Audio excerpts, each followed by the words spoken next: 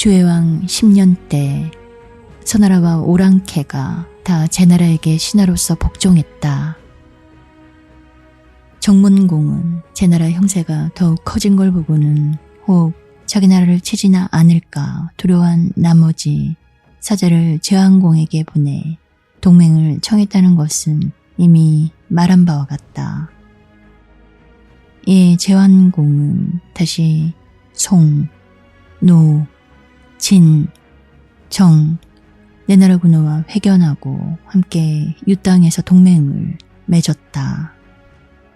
이리하여 모든 군우는 제나라를 섬겼다. 동맹을 마치고 제왕공은 본국으로 돌아가 크게 잔치를 베풀고는 모든 신하를 위로했다. 모든 술이 반쯤 취했을 때였다. 포수가가 잔을 잡고 제왕공 앞에 나아가 술을 따라 올리며 축하한다. 만수하소서.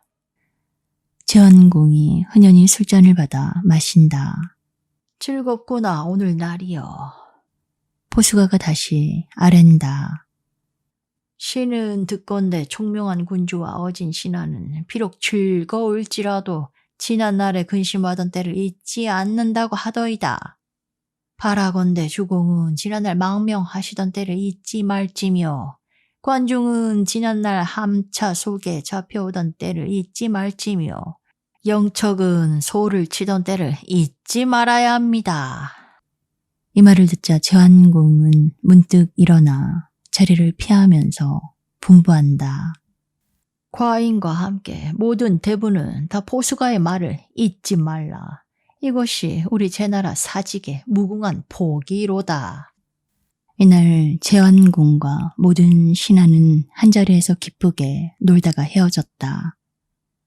어느 날 주나라 주해왕의 사신 소백료가 제나라에 왔다. 제왕공은 그를 공관으로 영접했다. 소백료가 주해왕의 왕명을 제왕공에게 전한다. 이제 제호를 방백으로 삼고 태공의 즉위를 제수하는 동시 불의를 징벌하는 대를 맡긴다. 지난날의 위우 사기 좌태를 도와 왕이 앉게 한 일이 있으니 이는 역적을 돕고 천리를 범한 것이다. 짐은 그때의 군함을 잊지 못한 채 언 10년이 지났건만 아직 위를 치지 못하고 따라서 전의를 드날리지도 못하고 있다. 수고롭겠지만 백군은 짐을 위해 이 분한을 풀어주기 바라노라. 드디어 주해왕 11년에 제왕공은 친히 군사를 거느리고 위나라로 쳐들어갔다. 이때 위해공, 삭은 이미 세상을 떠난 뒤였다. 그의 아들 정립이 군위에 오른 지 이미 3년이었으니 그가 바로 위공인 것이다. 위공은 어째서 제군이 자기 나라에 쳐들어오는지 그 이유도 묻지 않고 즉시 군사를 거느리고 나가서 싸웠다. 두 나라 군사가 서로 싸운 지 얼마 뒤 위군은 대패하여 돌아갔다. 이 제왕공은 바로 위성 아래로 쳐들어가 곧 왕명을 선양하고 위나라 죄를 일일이 들추었다. 위공은 그제야 제군이 쳐들어온 까닭을 알았다. 그렇다면 그것은 선군의 잘못이지 과인과는 아무 관계없는 일이다. 하고 곧 장자인 개방에게 금과 비단 5수레를 주어 제군에게 바치고는 강화하도록 분부했다. 이에 개방은 뇌물을 제왕공에게 바치고는 강화를 청하고 죄를 면했다. 뇌물을 받고 제왕공이 말한다. 참고로 선왕의 제도에 의하면 아비가 지은 죄는 자손에게까지 미치지 않는다 하였으니 과인은 진실로 왕명을 바쳤고 온 데 불과하다. 어찌 위나라에게 더 많은 것을 요구할 수 있으리요. 이 위나라 세자 개방은 제군이 강성한 걸 보자 제나라에 가서 벼슬을 살고 싶은 생각이 났다. 장차 제 나라에 가서 군우를 모시고 싶습니다. 제완공이 대답한다. 그대는 위우의 장자라. 그 차례로 말하면 다음날 위나라 군에 오를 것인데 어찌 군의를 버리고 신하로서 과인을 섬기려 하느냐. 개방이 다시 아랜다. 명공은 바로 천하에 어진 군우이십니다. 만일 말 고삐를 잡고 좌우에서 모실 수 있다면 그것으로만 영행이겠습니다. 어찌 임금자리만 못하다 하리까. 이제 제완공은 개방을 자기 친아들이나 친배 없이 사랑하고 대부 벼슬을 주었다. 제 나라 사람들 간에 삼기란 말이 있다. 수초, 여가, 개방, 세 사람을 두고 말한 것이다. 그들은 제완공의 총애를 받은 세 사람이었다. 그 개방이 다시 제완공에게 아랜다. 위후의 여동생이 매우 아름답습니다. 청하여 얻도록 합시오. 지난날 위혜공은 죽기 전에 이미 그 여식을 제완공에게 등첩으로 준 일이 있었다. 지금 위후의 여동생이란 바로 그 등첩의 친정 동생이었다. 이 제완공은 사자를 위나라로 보내 패백을 바치고 위후의 여동생을 첩으로 삼겠다고 청했다. 위공은 감히 거절하지 못하고 위를 제나라로 보냈다. 이리하여 제완공은 위공의 두 여식을 다 첩으로 삼았다. 그 언니를 장애이라 하고 그 동생은 소희라 한다. 이 두 여양제는 다 제완공의 사랑을 받았다. 여몽이 시로써 제후가 위를 친 결과에 대해 읊은 것이 있다. 위나라 제가 산보다 무거운데 왕명을 받고 가서 어찌 뇌물만 받고 돌아왔느냐. 제완공은 왕을 높이고 대의를 편다 하고서 결국 마음은 공명과 이익에 있었던가. 이제 이야기를 진나라로 돌려야겠다. 원래 진나라는 희성이며 벼슬은 후작이었다. 그 옛날 주선왕은 오동잎을 따서 귤을 삼아 그 동생 수구에게 주고 진나라 땅을 하사했던 것이다. 진나라 땅을 받은 수구로부터 구대를 내려오면 진목호의 대가 된다. 그 진목호에게 두 아들이 있었다. 장자의 이름은 구며 차자의 이름은 성사였다. 진목호가 세상을 떠나자 장자구가 군위에 섰다. 그가 바로 진무후인 것이다. 다시 진문후가 세상을 떠났다. 그 아들 소후가 군위를 계승했다. 그러나 진소후는 아버지의 형제인 숙부 환숙이 몹시 강하고 사나운 것을 두려워하여 진나라 전토에서 고곡이란 땅을 베어주고는 삼촌인 환숙을 고곡백으로 봉했다. 이리하여 환숙은 고곡백이 되었다. 그대로 진나라는 국호를 이기라 고쳤다. 마침내 진은 둘로 나뉘었다. 이를 이진이라 한다.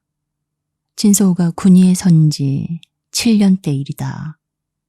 대부 반부는 진소우를 죽이고 고곡백을 데려왔다. 그러나 이계 백성은 고곡백이 군위에 오르는 것을 반대하고는 마침내 난을 일으켜 반부를 죽였다.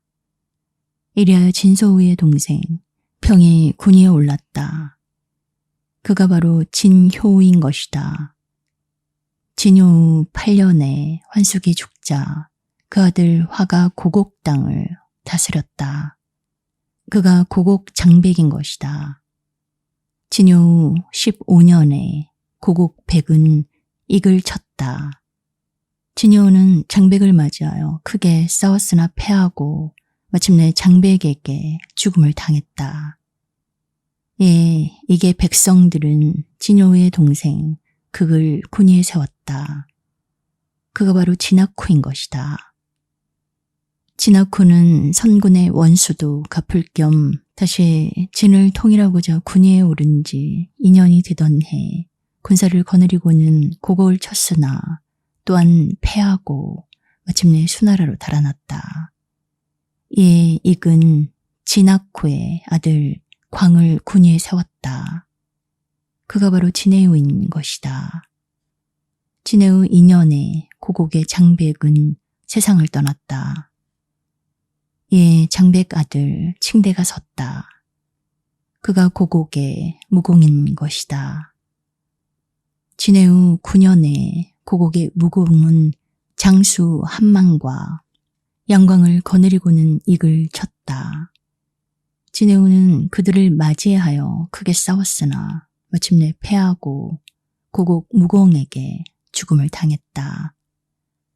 이래야 진나라는 익과 고국으로 분열되어 대대로 싸움이 그치지 않았다. 이에 조안공은 경사인 궤공, 인부에게 죽은 진해우의 동생 일로 익의 군위를 계승하게 했다. 그가 바로 진소좌우인 것이다. 진소좌우 4년 때 일이다. 고국의 무공은 진소좌우를 유인해서 죽였다. 그리고 익에서 다시 군우를 세울 틈도 없이 쳐들어가서는 마침 진나라를 통일했다. 이래야 이게 고국을 합병 못하고 고국이 익을 통합하고 말았다.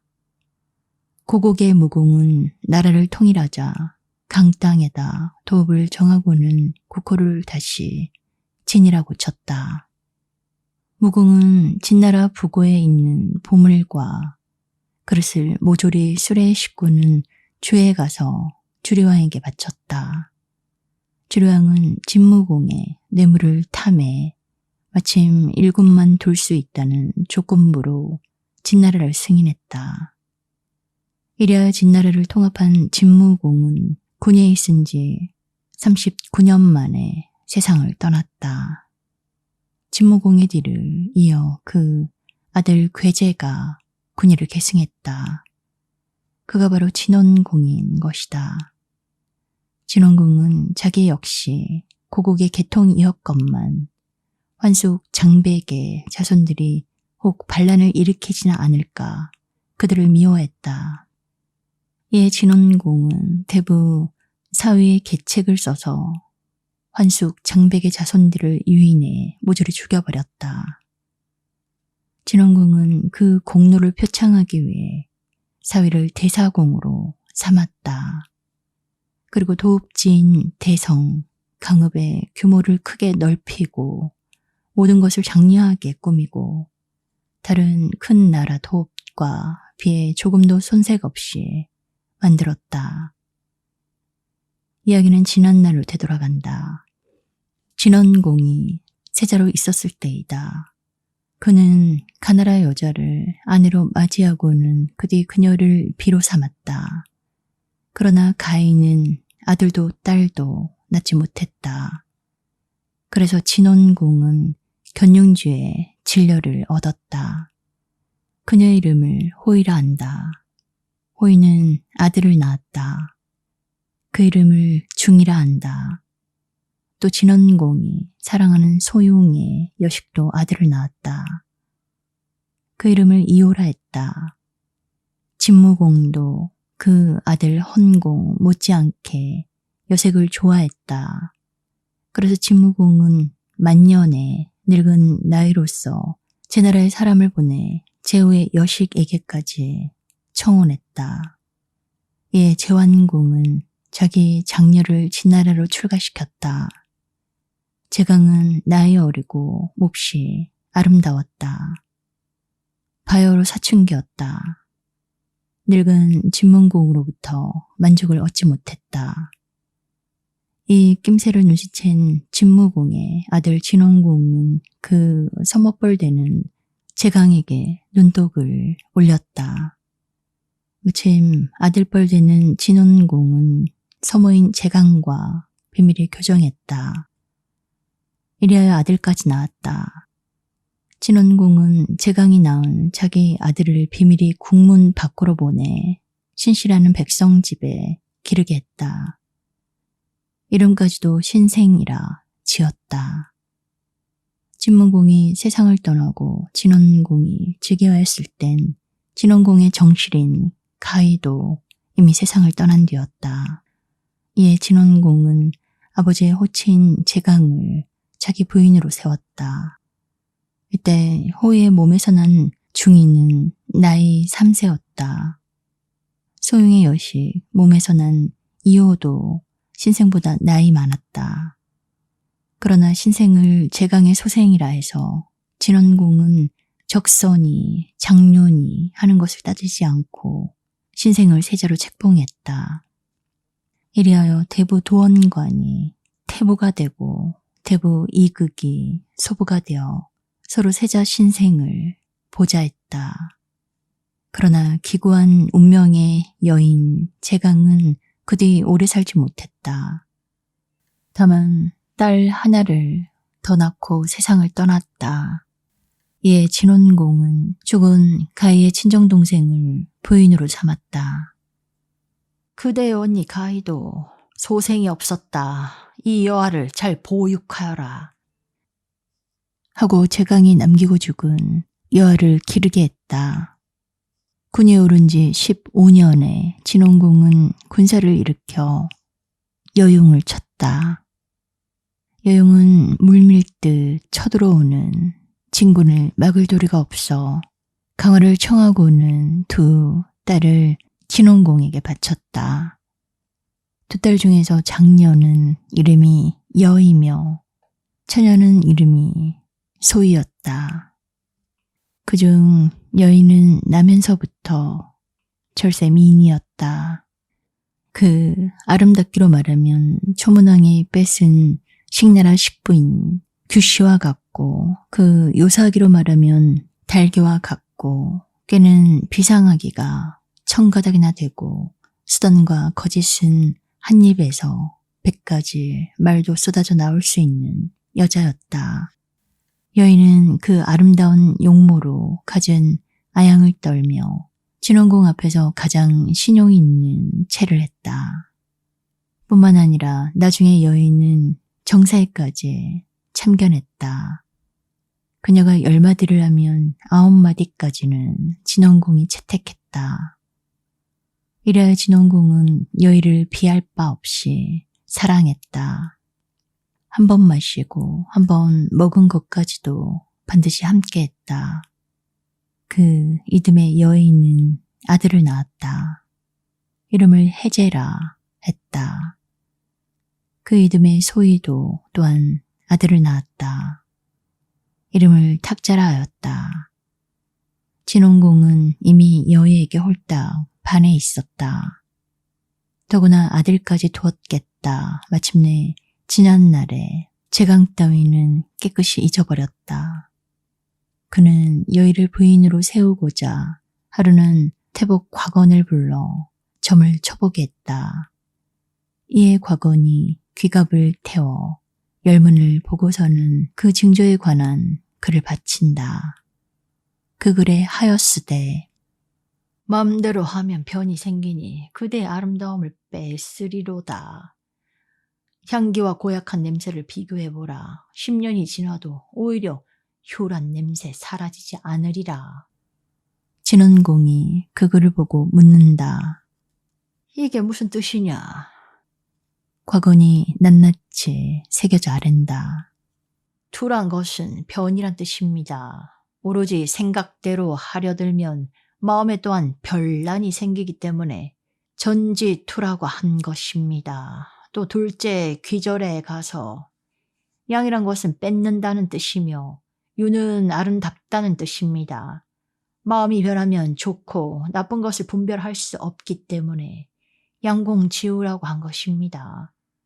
향기 있는 풀을 훈이라 하며 썩은 나무에서 나는 흉한 냄새를 유라 합니다. 제 아무리 좋은 향기도 흉한 냄새를 이길 순 없습니다. 더러운 기운은 오래 가도 없어지지 않기 때문에 10년 상류추라 한 것입니다. 그러나 진원공은 오로지 여의를 사랑했기 때문에 그 말을 믿지 않았다. 그래서 다시 사소를 불러 시초로 점을 치게 했다. 사소는 점을 쳐서 꽤 6개월을 얻었다. 그 사에 하였으되 엿보는 것은 여자의 정에 좋다. 진원공이 희색이 만면에서 말한다.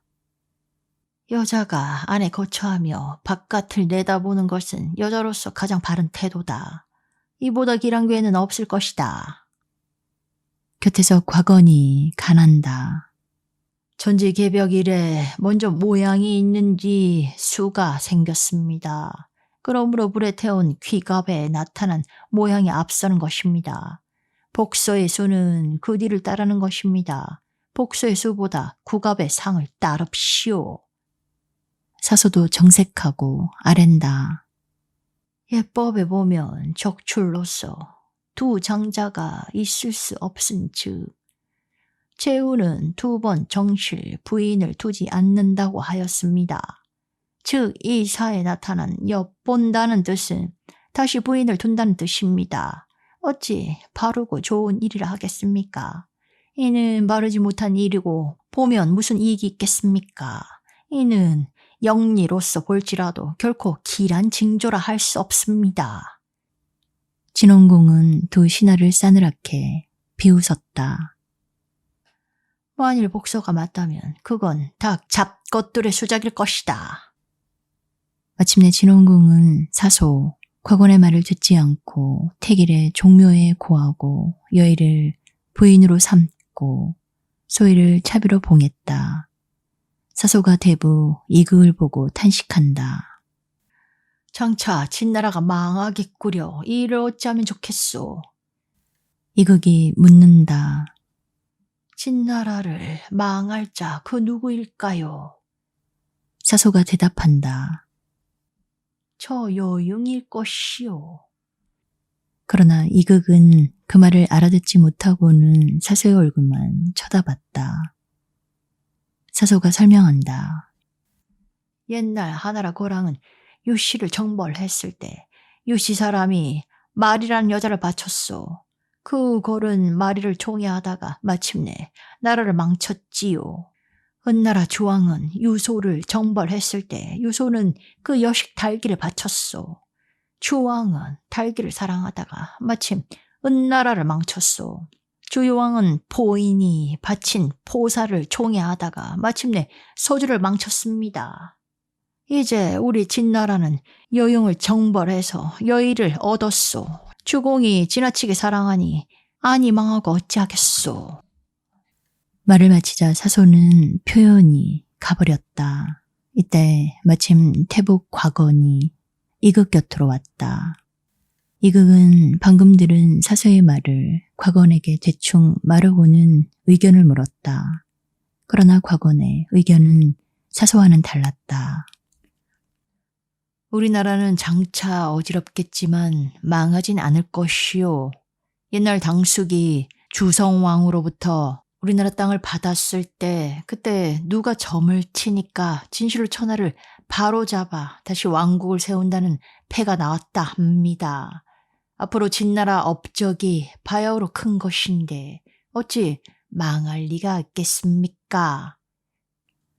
이극이 다시 묻는다. 만일 난이 일어난다면 어느 때 일어날 것 같습니까? 곽언이 대답한다. 대저 선, 악, 보답이란 10년을 벗어나지 않습니다. 왜냐하면 10이란 가득 찬 수이기 때문입니다. 이극은 곽언의 말이 간략하고도 조리가 있어 연신 머리를 끄덕였다. 그뒤 진원공은 여의를 사랑한 나머지 그녀의 소생인 해제를 세자로 세우려고 하루는 여의에게 그 뜻을 물었다. 이 말을 듣자 여의는 크게 기뻤다. 그러나 신생이 이미 세자로 있으니 까닭없이 변경하면 모든 신하가 반드시 복종 않고 간할 것이며 또 중이와 이호와 신생은 서로 우애가 지극한 사이라 만일 이 일을 발설했다가 성공 못하면 도리어 방해만 생길 것인즉 어찌 대사를 그르치지 않으리요. 여인은 이러한 모든 점을 신중히 생각한 뒤 무릎을 꿇고 대답한다. 지금 태자가 누구라는 것을 모든 제후도 모르는 사람 없이 다 알며 더구나 신생은 어질고 아무 허물이 없습니다. 지금 삼감께서는 첩의 모자를 불쌍히 생각하사 태자를 폐하고 새로 태자를 세우려 하시지만 정 그러신다면 첩은 차라리 자살하겠습니다.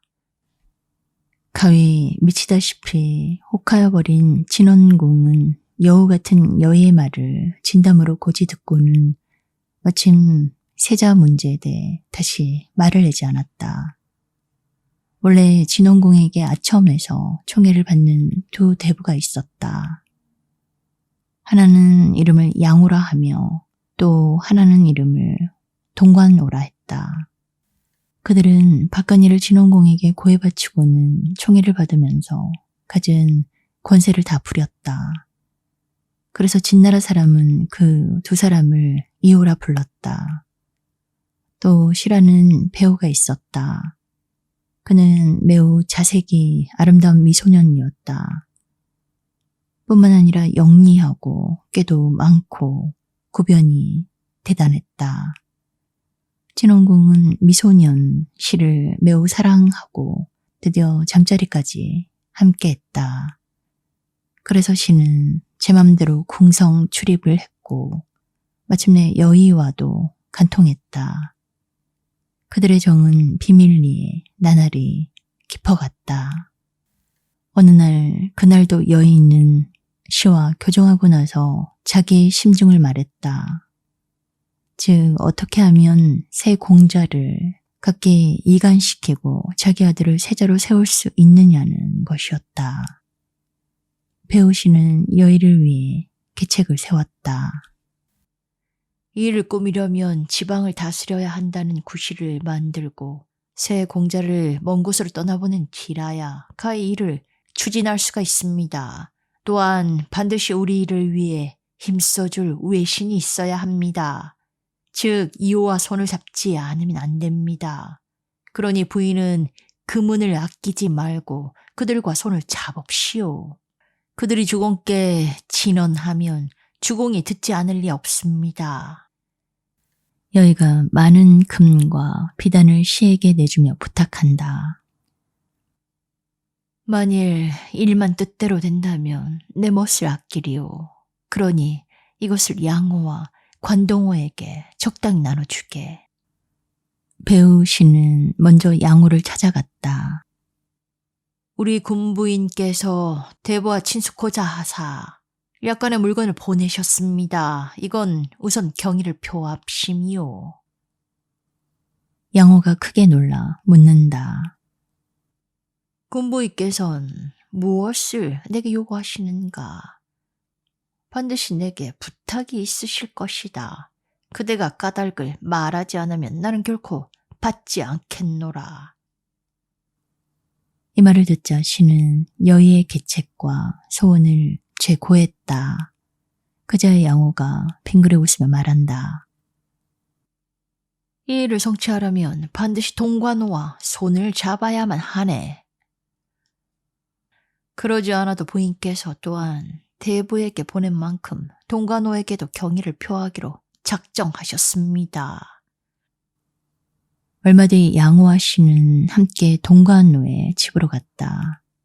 그날 세 사람은 깊숙한 방 속에 모여 앉아 밤늦도록 앞일을 상의했다. 이튿날이었다. 궁중에서 양호가 진원공 앞에 나아가 아랜다. 고곡은 우리나라에서 처음으로 수령을 보낸 곳입니다. 뿐만 아니라 선군 종묘가 그곳에 있습니다. 또 포와 굴은 오랑캐 땅과 가까운 변경입니다. 다 중요한 지방인가 합니다. 이 세 골은 반드시 다스릴 주인이 따로 있어야 할 줄 압니다. 만일 종묘를 모신 중요한 고을에 주인이 없으면 백성들도 주공의 위험을 두려워하지 않을 것이며 변방에 주인이 없으면 오랑캐가 항상 우리나라를 엿볼 것입니다. 그러니 태자를 보내사 고곡의 주인이 되게 하고 중이와 이호 두 공자를 각각 포와 굴 땅에 보내 그곳을 다스리게 합시오. 그렇게 하신 연후에 주공은 중앙에 좌정하사 나라를 통호하시면 이야말로 우리 진나라는 튼튼하게 반석과 같습니다. 진원공이 대답한다. 소위 세자가 먼 지방에 나가 있어도 괜찮을꼬. 이번엔 동관오가 대신 대답한다. 원래 태자는 군우 다음 가는 지위입니다. 또 고곡으로 말할 것 같으면 우리나라 도읍에서 둘째 가는 지방입니다. 태자가 가시지 않으면 그 누가 가서 다스릴 수 있습니까? 진원공이 머리를 끄덕이며 또 묻는다. 고곡은 그렇다 하고 포와 굴땅은 황야라 어찌 공자가 가서 지킬 수 있을까? 관동호가 그럴 듯이 아랜다. 성을 쌓지 않고 내버려두면 다만 황야로되 그곳에 성을 쌓으면 고을이 된다는 걸 어찌 모르십니까? 동관호의 말이 떨어지자 양호가 맞장구를 친다. 일조에 두 고을이 늘었으니 안으론 버려두었던 곳을 보섭한 것이 되고 밖으론 변경을 개척한 것이 되니 어찌 기쁘지 않습니까? 이제부터 우리 진나라는 더욱 크게 발전할 것입니다. 마침 진원공은 두 사람의 말을 고지 듣고는 하령했다. 이리하여 세자, 신생은 고곡을 다스리게 되었다. 태부 두원간이 세자, 신생을 따라 고곡으로 갔다. 또 중이는 포땅으로, 이호는 굴땅으로 각기 변경을 다스리러 떠났다. 호모는 중이를 따라 포로 가고 여의생은 이호를 따라 굴러 갔다. 또 진원궁은 조숙을 고곡으로 보내 태자를 위해 성을 쌓게 했다. 마침내 고곡은 지난 날보다 높고 넓은 곳이 되었다. 그리고 그 성을 신성이라 했다. 진원공은 또 사위를 포와 굴로 보내 두 곳에 성 쌓는 것을 감독하도록 했다. 사위는 두 지방에 가서 목재를 모아 흙으로 성을 쌓았다. 그래서 일이 아주 쉽게 끝났다. 밑에 사람이 사위에게 걱정한다. 이를 날림으로 한 때문에 성이 견고하지 못할까 염려됩니다. 그러나 사위는 웃으면서 뭐 걱정할 것 없네. 수년 뒤면 두 성이 서로 원수간이 될 테니 그러니 굳이 싸울 필요가 없네. 하고 의미심장한 말을 했다. 그리고 사위는 시 한 수를 지어 읊었다. 귀인이 많기로 해서 한 나라에 새 공자가 있으니 내 누구를 섬겨야 할지. 호구는 귀인의 의복이며 몽이는 어지러운 상태다. 즉 귀인이 많다는 뜻이다. 동시에 이는 적자와 서자와 정료마저 분별할 수 없다는 뜻이기도 하다. 이미 사위는 여의가 적자 자리를 뺏으려고 이를 꾸미고 있다는 걸 짐작하고 있었다. 그래서 이런 시를 지었던 것이다.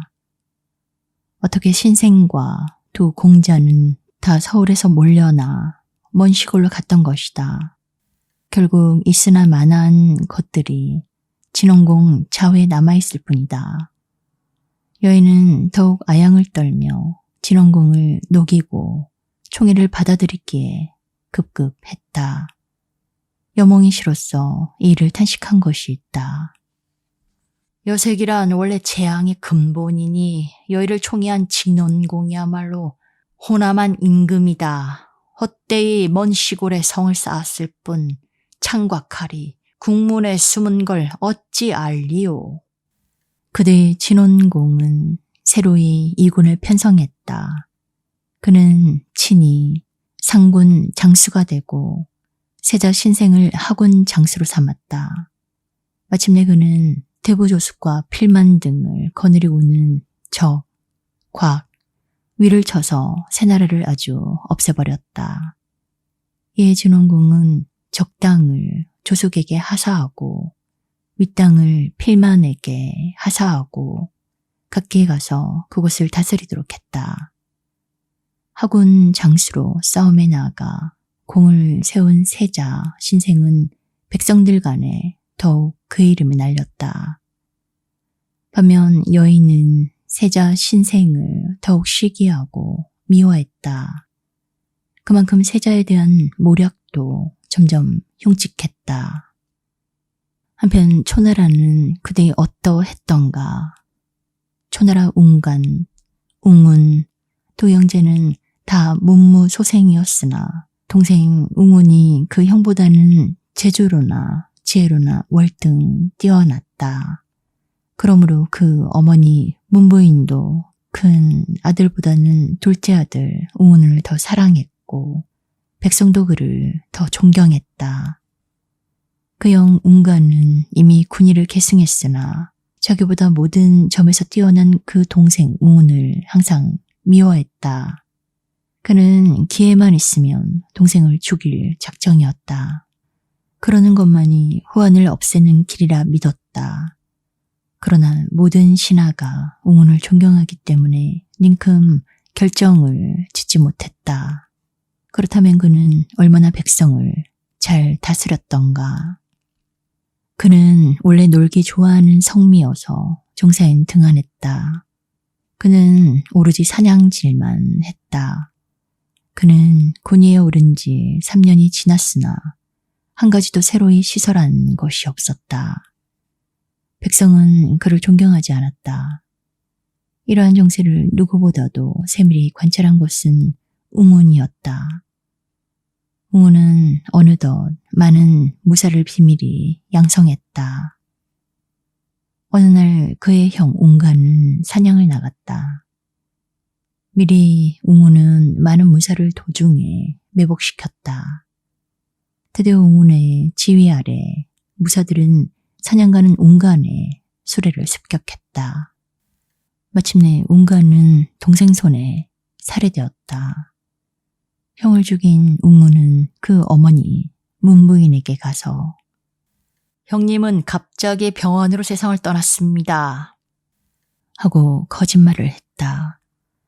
문부인은 이 보고를 듣자 마음속으로 의심했다. 그러나 그 사실을 꼬치꼬치 캐진 않았다. 문부인은 마침 모든 대부에게 웅운을 군위에 모시도록 하여라 하고 분부했다. 이래야 마침 웅운은 군위에 올랐다. 그가 바로 초성왕인 것이다. 초성왕은 자기가 죽인 웅간을 선왕으로서 대우하지 않았다. 즉 나라를 조금도 잘 다스린 점이 없다는 것이었다. 그래서 도라는 호만 내리고는 왕래로서 장사를 지내지 않았다. 초성왕은 수부벌인 자원에게 영륜벼슬을 주었다. 그런데 이 자원은 실로 맹랑한 사람이었다. 그는 그의 형 초문왕이 죽은 뒤로부터 항상 왕위를 노린 사람이었다. 그는 겸해 형수인 문부인을 남몰래 사모했었다. 문부인은 원래 식부인 규신이 누구나가 다 천하절색으로 인정하지 않는가. 그런 만큼 자원은 항상 문부인과 함께 잠자리를 하고 싶었다. 그때만 해도 웅간과 웅운은 아직 어렸었다. 자원은 자기 외엔 사람이 없는 듯이 오만했다. 그러나 자원도 두려운 사람이 있었다. 그것은 투백비였다. 투백비는 정직무사하고 또한 재주와 지혜를 겸한 사람이었다. 그래서 자원은 감히 방종스레 날뛰질 못했다. 그러던 것이 주해양 11년의 일로 투백비가 병으로 죽었다. 이제야 자원은 두려운 것이 없었다. 그는 마침 왕궁 곁에다 큰 관사를 지었다. 그 관사에선 날마다 노래와 춤과 음악이 그치지 않았다. 그것은 문부인 규씨를 유혹하기 위한 수단이었다. 문부인은 날마다 들려오는 노래와 음악 소리를 듣고는 시자에게 묻는다. 궁밖에서 음악과 춤과 노래소리가 연일 들려오니 웬일이냐. 시자가 아랜다. 영륜자원이 식관을 짓고 즐기는 풍악입니다. 문부인이 말한다. 선구는 창을 들고 춤을 추사 무예를 습득한 뒤 제후를 정복하셨다. 그러므로 우리 왕궁엔 제후들의 조공이 그치질 않는다. 이제 우리 초군이 중국에 이르지 못한 지 이미 10년이 지났구나. 왕류는 이를 설치하려 않고 미망인 곁에서 음악과 춤과 노래만 즐긴다더냐. 그 시자가 문부인의 말을 듣고는 그대로 자원에게 전했다. 이 말을 듣자 자원이 연신 머리를 끄덕인다. 부인이 아직도 중언을 잊지 않고 있는데 나는 도리어 그걸 잊고 있었으니 만일 정나라를 치지 않으면 어찌 대장부라 할 수 있으리오. 마침 자원은 병차 600승을 거느리고 스스로 중군이 되고 투어강, 투어에게 대패를 세우게 해 그들을 전대를 삼고 왕손유, 왕손가로 후대를 삼았다. 이래야 조근은 정나라로 쳐들어갔다. 한편 정문공은 크게 초군이 쳐들어온다는 급보를 받자 즉시 모든 백관을 소집하고 상의했다. 도숙이 앞으로 나아가 아랜다. 조군의 형세가 잠옷 성하니 가히 대적할 수가 없습니다. 사세가 이러한즉 화평을 청합시오. 그러나 사숙이 조용히 말한다. 우리 정나라는 새로 제 나라와 동맹한 처지입니다. 반드시 제군이 우리나라로 구원올 것입니다. 그러니 우리는 성벽이나 굳게 지키고 때를 기다리기로 합시다. 이때 세자인 화는 혈기왕성한 젊은 나이였다. 성을 등지고서라도 싸워야 합니다. 세 사람은 각기 자기의 의견을 주장하며 다퉜다. 중시 잠자코 있던 숙첨이 비로소 말한다. 세 분 말씀이 다 일리가 있으나 신은 사숙의 의견을 취하려 합니다. 그러나 신의 어리석은 소견으로 볼진대 머지않아 초군은 스스로 물러갈 것입니다. 정문공이 묻는다. 영륜인 자원이 스스로 장수가 되어 우리나라를 쳐들어오는데 어찌 물러갈 리 있으리오. 숙첨이 대답한다. 조나라가 비록 우리나라로 쳐들어오지만 병차 600승을 마음대로 쓰지는 못할 것입니다. 그 이유는 차차 아시겠지만 우선 공자원은 꼭 이겨야 한다는 초조감에 붙들려 있습니다. 그는 오직 식부인 규씨의 환심을 사려는 것뿐입니다. 대저 누구나 승리를 탐하면 탐할수록 그 반면 혹 패전하지는 않을까 하고 두려워하는 법입니다. 만일 조군이 오면 신에게 그들을 물러칠 계책이 이미 서 있으니 안심합시오. 한참 이러고 상의하는데 간첩이 돌아와 아랜다. 조군은 이미 길구관을 무찌르고 들어와 다시 외곽을 부수고 순문에 들어왔습니다. 머지않아 규씨에 당도할 것입니다. 이 말을 듣자 도숙은 안색이 창백해졌다. 조군이 눈앞까지 왔구려 이젠 청할 여가도 없습니다. 우선 상감은 동구로 피신합시오. 숙첨이 도숙을 꾸짖는다. 두려워 마오. 예, 숙첨은 곧 갑사들을 성내에 매복시켰다. 그리고 대담무쌍하게 성문을 활짝 열어놨다. 백성은 전과 다름없이 거리를 내왕하며 조금도 두려워하는 기색이 없었다. 군사를 거느리고 누구보다 먼저 정성에 당도한 초군의 전대인 투어강은 이 의외의 광경에 놀랐다.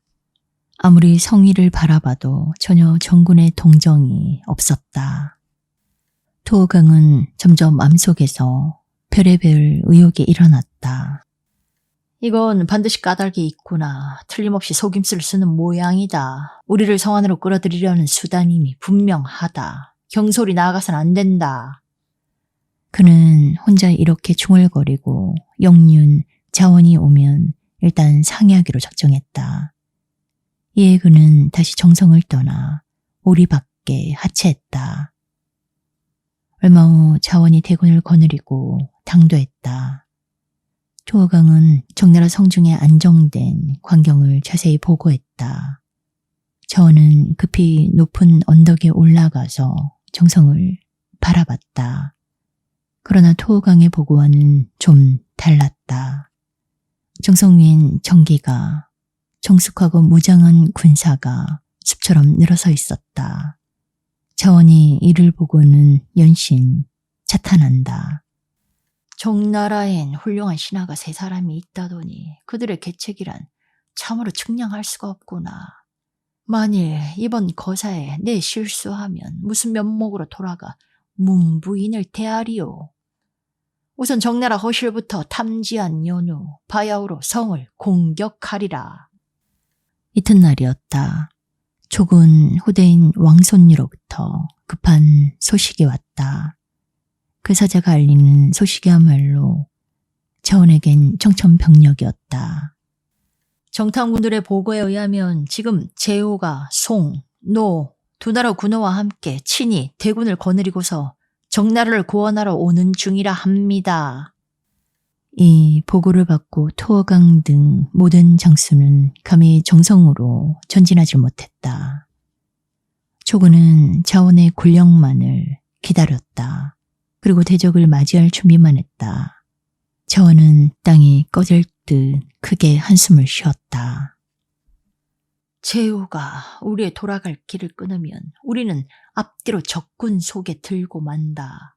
내 이번에 정나라를 쳐서 정성대로에까지 일렀은즉 승리한 거나 다름이 없다. 그는 비밀이 하령한다. 모든 군사는 함매하고 모든 말방울을 떼어버려라. 그날 밤 촉은 쥐새끼처럼 소리 없이 정성을 떠났다. 그들은 정군의 추격을 당할까 두려워서는 군막도 걷지 않고 많은 길을 꽂아두고 달아났다. 촉은 겨우 정나라 경계를 벗어났다. 그리고 그제야 일제히 종과 북을 울리고 높이 개가를 부르며 본국으로 돌아갔다. 뿐만 아니라 자원은 먼저 사람을 보내 문부인 규씨에게 보고했다. 사자가 초나라 도읍에 돌아가 문부인에게 보고한다.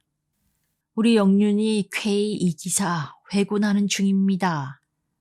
문부인이 냉정히 대답한다.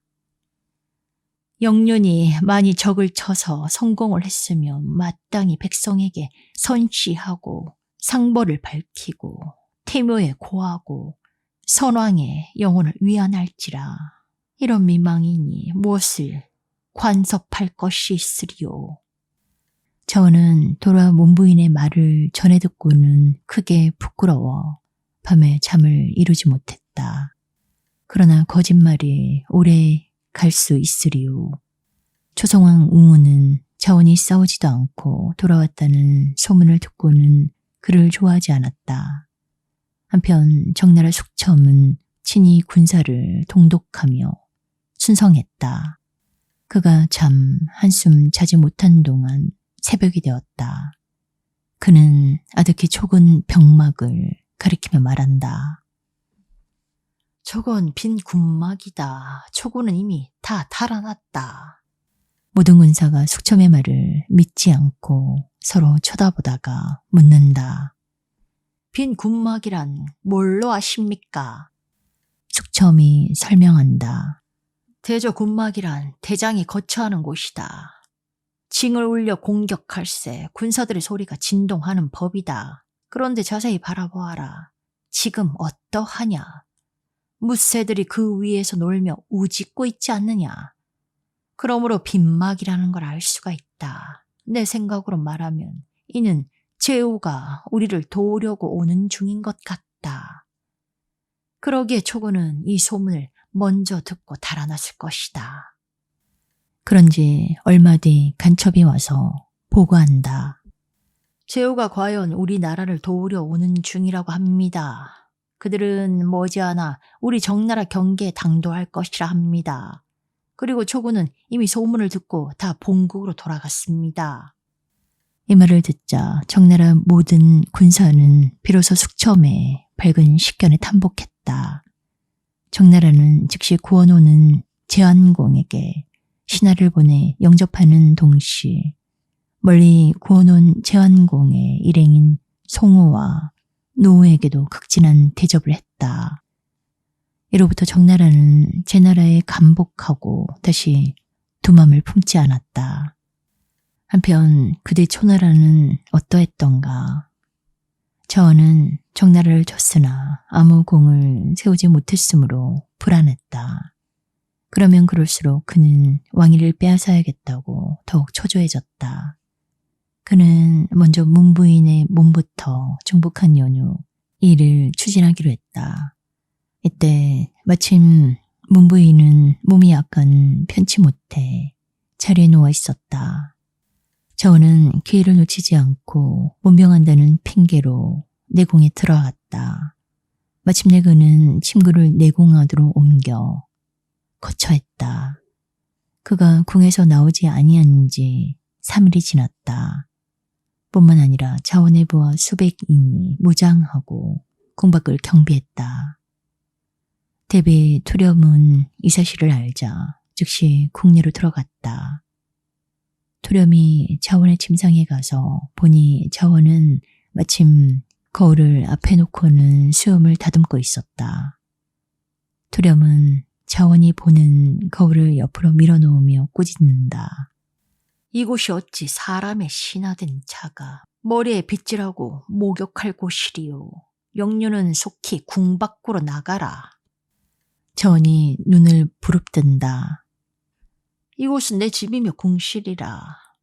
사사에게 무슨 상관이냐. 투렴은 기가 막혔다. 왕후의 귀는 아무리 동생과 형사이라도 서로 터놓고 지내지 못하는 법이다. 영륜이 비록 선왕의 동생이지만 동생이면 이는 또한 신하라. 신하는 궁궐을 지날 때면 말에서 내리며 종묘를 지날 때면 급히 달리는 법이다. 그곳에서 기침한다든가 침만 뱉어도 오히려 불경죄라 하거늘. 더구나 침소야 더 말할 것이 있으리요. 또 이것은 과부인이 계시는 곳과 가까운즉 자고로 남녀는 서로 조심스러운 자리라. 그래, 영유는 이런 법도 모르느냐. 자원이 대로하여 부르짖는다. 초나라 정사가 내 주목 안에 있는데 어찌 참말이냐. 그는 좌우 사람에게 명해 투렴의 두 팔에 고랑새를 채우도록 했다. 그리고 투렴을 궁중 행랑에다 감금했다. 일이 이 지경에까지 일러 어찌 문부인이 모를 리 있으리요. 문부인은 곧 사람을 투백비의 아들 투곡 어도에게 보내 곧 궁으로 들어와 어려운 사태를 바로 잡아라 하고 전지를 내렸다. 문부인의 명을 받고는 투곡 어도는 이 사실을 조성왕께 아뢰고 투어강 그 아들 투방과 함께 상의했다.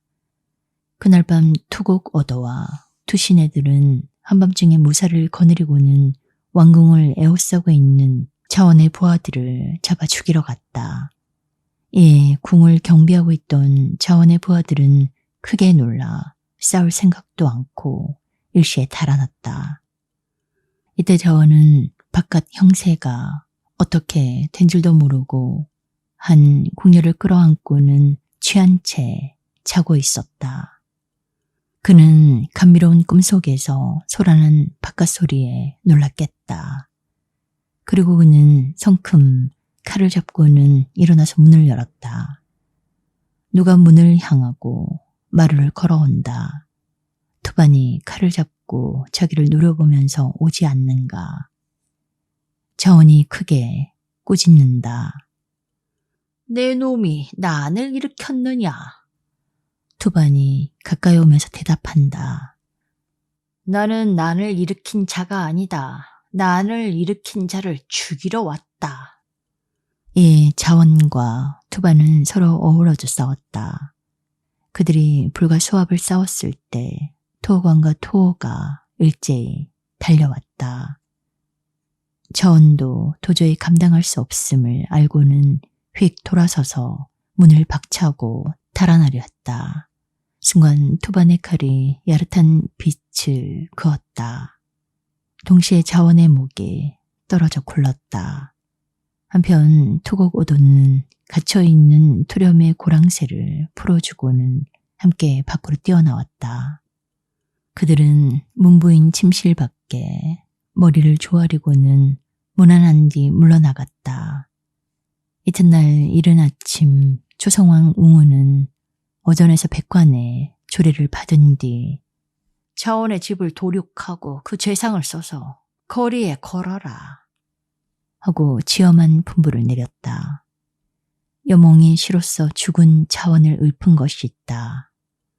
슬프다. 호색하는 마음이 그 몸보다 커서 존이인 것도 생각지 않았으며 형수란 것도 생각지 않았도다.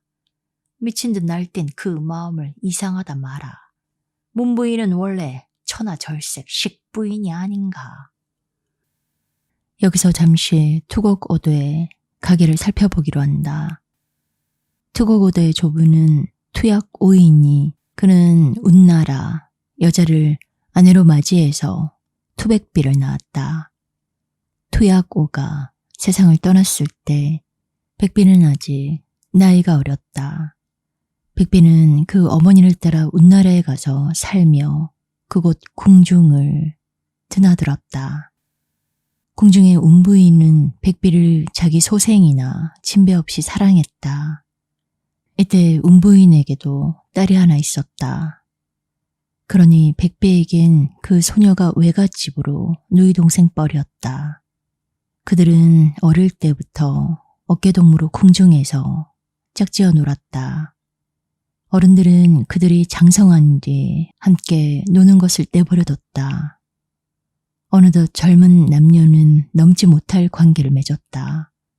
즉 운녀는 아이를 배웠던 것이다. 그제야 운부인은 그들 사이를 알았으나 이미 때는 늦었다. 소잃고 외양간 고친다는 격으로 그때야 운부인은 백비의 궁중 출입을 언금했다. 그리고 운부인은 자기 딸이 병든 걸로 소문을 내고는 한 궁실 속에 감금하다시피 감춰두었다. 어느 날 14기 지나 운녀는 아들을 낳았다. 그런데 운부인은 비밀이 시녀 한 사람을 시켜 그 갓난아기를 의복에 싸서 몽택이란 못에 버렸다. 운부인은 남편인 운우를 감쪽같이 속이고는 그 딸의 부정을 숨겼다. 백비는 모든 원인이 자기 책임이었기 때문에 매우 괴로워했다. 결국 그는 어머니를 모시고 초나라로 돌아갔다. 어느 날이었다. 운우는 몽택으로 사냥을 갔다.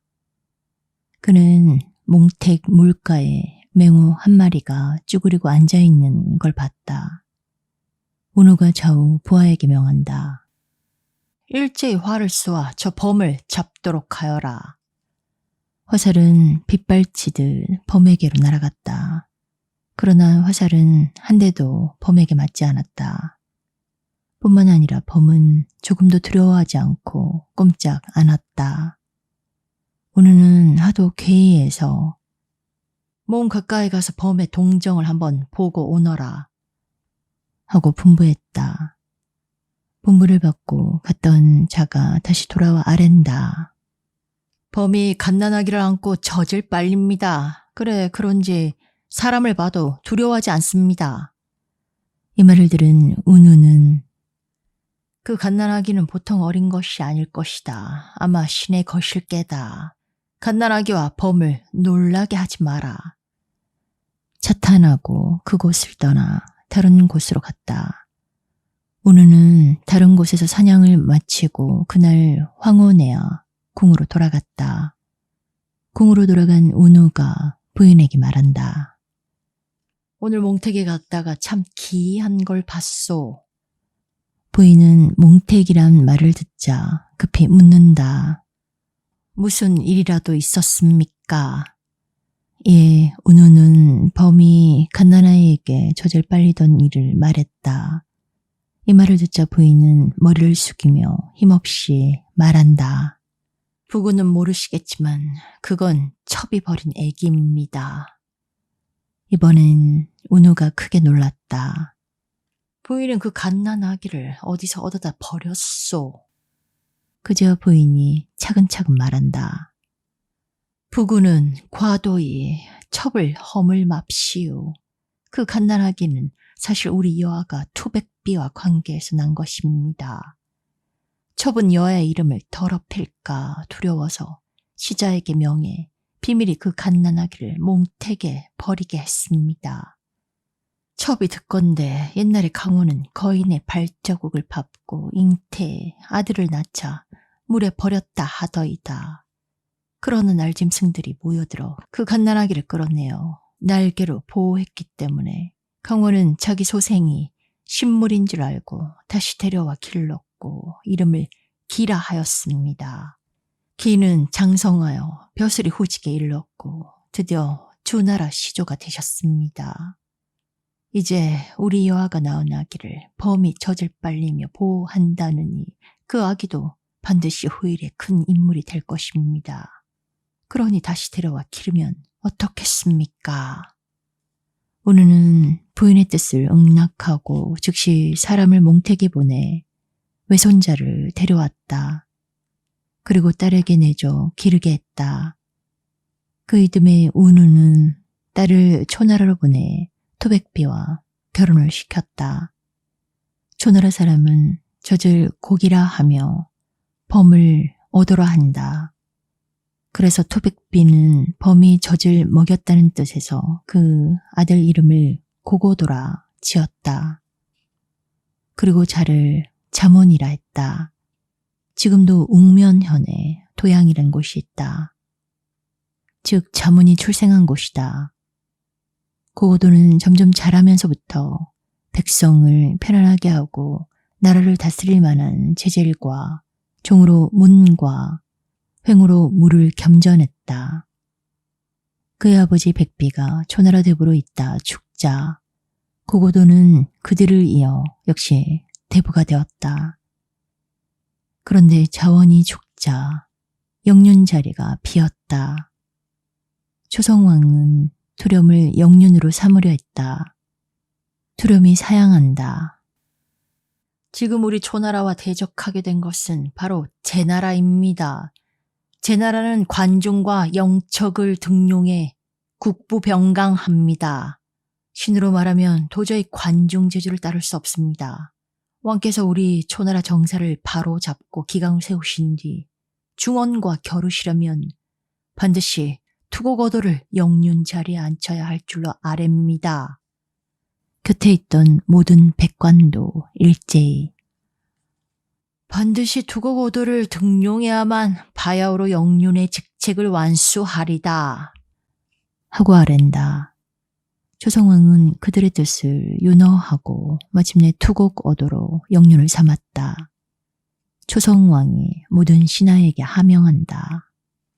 제나라에선 관중을 중부라 부르듯이 고고도는 우리 초나라의 주석지간인즉 앞으로 이름을 부르지 말고 자로서 불러라. 그런 뒤로 초나라 사람은 투곡오도를 자문이라 불렀다. 이때 주해왕 13년이었다. 자문은 영륜이 되자 모든 문무백관에게 선포했다. 적으로 국가의 재앙은 임금이 약하고 신하가 강한 데서 시작하였다. 그러니 모든 문무백관은 노구로 받은 토지의 반을 국가에 환납하도록 하여라. 이렇게 선포한 뒤 자문은 누구보다도 먼저 투시들로 하여금 이를 실행하게 했다. 그러니 다른 문무백관들이 좋지 않을 수 없었다. 그 자문은 나무론 상담까지 뻗고 북으론 한강을 끼고 있는 현승 지지인 영성을 두루 시찰했다. 드디어 그는 단양 땅에서 영성으로 도읍을 옮겼다. 그리고 영성의 명칭을 영도로 고쳤다. 다시 자문은 군대를 다스리고는 병사를 훈련시키는 동시 어진 사람을 추천하고 유능한 사람에겐 직책을 맡겼다. 이라여 공족이요 어질기로 유명한 구란에겐 대부의 위를 주고 그와 동족이며 재주와 지혜를 겸전한 투장에겐 다른 투시들과 함께 군사를 다스리도록 했다. 그리고 그의 아들 투반으로 신공을 삼았다. 이에 초나라는 크게 다스려졌다. 한편 제완공은 초나라 초성왕이 어진 사람을 등용해 나라를 잘 다스린다는 소문을 듣고는 혹 후일에 중원 땅을 두고 다투게 되지는 않을까 하고 매우 걱정했다. 그래서 제완공은 모든 제후를 일으켜 초나라를 치기로 하고 우선 관중과 상의했다. 그러나 관중의 생각은 달랐다. 초나라는 지금 남해에서 왕이라 자칭하고 있습니다. 지역은 크고 군사는 강합니다. 그러기에 주천자도 능히 그들을 탄압하지 못했습니다. 그들은 자문에게 정사를 맡긴 이후 사방이 안정되었습니다. 이제 병력과 위세만으로서 초의 뜻을 뺏을 순 없습니다. 주공께선 겨우 모든 제후의 마음을 얻었으므로 주공의 덕이 모든 제후의 마음에 깊이 사무쳐 있지 않습니다. 만일 모든 제후가 주공을 위해 그 군사를 아낌없이 바치지 않는다면 어찌하겠습니까? 그러니 지금은 마땅히 위덕을 넓히며 시기를 기다리며 앞날을 위해 천천히 계책을 세워야 합니다. 한동안 입맛만 다시다가 제완공이 다시 묻는다. 우선 성군은 9대째 원수인 기나라를 쳐 없애고 그 땅을 거두었소. 그런데 장은 기나라 속지였건만 아직도 과인에게 복종하지 않으니 우선 그들을 쳐 없애버리면 어떻겠소. 관중이 역시 머리를 흔든다. 장이 비록 소국이나 그 조상을 따져보면 역시 강태공의 후손입니다. 그러면 주공과 동성이 아닙니까? 동성을 쳐 없애는 것은 의리라 할 수 없습니다. 그러나 전 그러시다면 주공께서 왕자 성부에게 명하사 대군을 거느리고 가서 기성을 순시하되 마치 장을 정벌할 듯이 있는 것처럼 돌아오라 합시오. 그러면 장은 반드시 겁이 나서 곧 주공에게 와서 항복할 것입니다. 그러면 동성을 멸망시켰다는 말을 듣지 않고도 그 땅을 얻을 수가 있습니다. 제완공은 관중이 시키는 대로 했다. 아니나 다를까 장의 임금은 과연 겁이 나서 항복해왔다. 제완공이 관중을 찬탄한다. 중부의 계책은 베개 하나도 쉴 수가 없도다. 다시 군신이 군사를 의논하던 참이었다. 이때 한 신하가 들어와 아랜다. 연나라가 지금 산융에게 침벌당하고 있다 합니다. 그래, 연후의 사자가 주공의 구원을 청하러 왔습니다. 관중이 제완공에게 말한다. 주공께서 앞으로 초나라를 치려면 반드시 먼저 산용부터 평정합시오. 산용에 대한 걱정이 없어야만 오로지 남방 초나라를 도모할 수 있습니다. 필경 제완공은 어떻게 산용의 항복을 받을 것인지 또한 하해를 보라.